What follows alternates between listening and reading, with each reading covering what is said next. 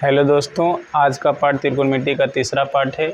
इसके पहले हमने 2 पार्ट बना चुके हैं। उन दोनों पार्टों में सिर्फ त्रिकोणमिति के 15 दूनी 30 फॉर्मूले बताए गए हैं। तो जिन्होंने वो पार्ट नहीं देखा है पहले जाके वो पार्ट को देख लें, उसके बाद यहाँ पर आएँ, क्योंकि उसमें से कुछ फॉर्मूले का उपयोग होगा तो बिना उस पार्ट को देखे आपको यहाँ पर समझ में नहीं आएगा। चलिए शुरू करते हैं आज की पार्ट में क्वेश्चन को सॉल्व करने के लिए। तो यहाँ देखते हैं कि पहला क्वेश्चन है कि यदि किसी समकोण त्रिभुज ए बी सी में कोण बी बराबर 90 डिग्री और ए बी बराबर 3 सेंटीमीटर, बी सी बराबर 4 सेंटीमीटर, तो निम्नलिखित में के मान ज्ञात करना है, यानी tan सी का मान निकालना है और tan ए का मान। तो सबसे पहले हम दोस्तों एक त्रिभुज बनाएंगे, समकोण त्रिभुज। सबसे पहले एक समकोण त्रिभुज बनाएंगे। यहाँ पर होता है समकोण जो कि 90 डिग्री और 90 डिग्री का कोण बोला है बी, यानी यहाँ नाम रख देंगे बी, इधर ए और इधर सी। ए बी सी समकोण त्रिभुज बन गया। अब जो बोला है ए बी बोला है 3 सेंटीमीटर, तो 3 सेंटीमीटर। फिर बोला है बी सी 4 सेंटीमीटर, तो बी सी हो गया 4 सेंटीमीटर। यहाँ हमको ए सी नहीं पता है तो ए सी निकाल लेंगे पाइथागोरस प्रमेय से।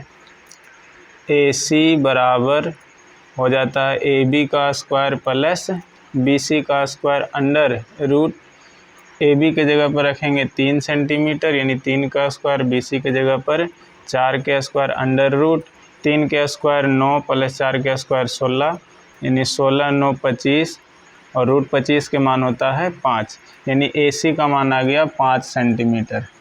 तो ए सी निकल गया, ए बी पता है और बी सी पता है।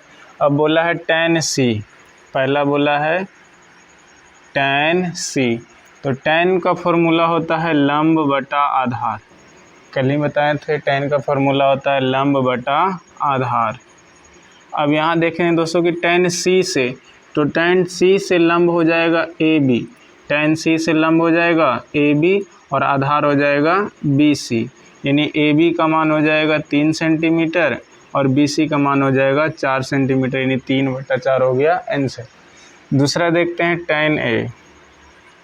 दूसरा बोला है tan ए, तो tan का फॉर्मूला वही होता है लंब बटा आधार, लंब बटा आधार। अब यहाँ ए से देखेंगे कि त्रिभुज में ए कहाँ है, तो यहाँ है। अब ए से लंब देखेंगे तो लंब हो गया सामने वाला बी सी, लंब हो गया सामने वाला बी सी, और बटा में आधार देखेंगे तो आधार हो जाएगा ए बी, और बी सी का मान यहाँ पर दिया हुआ है 4 और ए बी का मान है 3। ये हमारा हो गया आंसर। अब इधर देखते हैं दोस्तों, ये दूसरा क्वेश्चन है।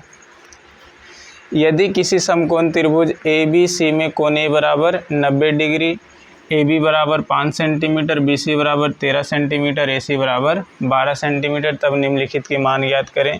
Sign b, cos b, tan b, sine c, tan c और कॉस सी। तो जिस तरीक़ा से इधर हमने एक त्रिभुज बनाया, इधर भी पहले हम एक त्रिभुज बना लेंगे, समकोण त्रिभुज।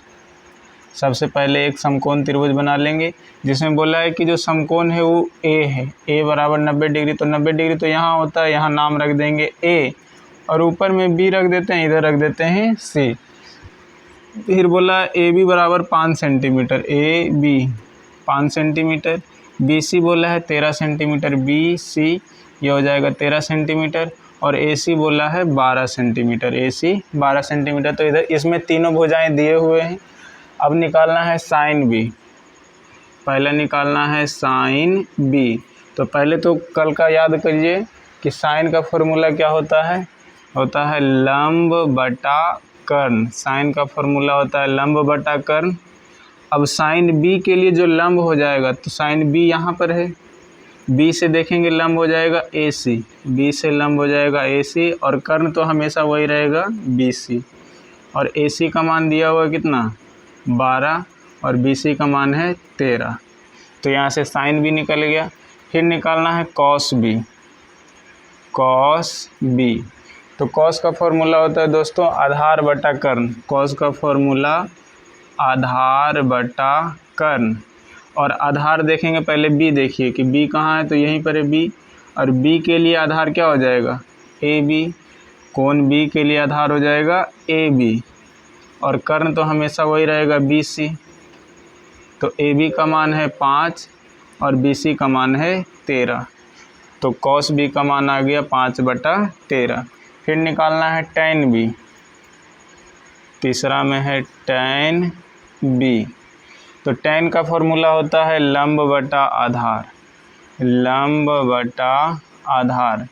और यहाँ b से देखेंगे तो b यहाँ पर है, b के लिए लंब हो जाएगा AC, b के लिए लंब AC और आधार हो जाएगा AB।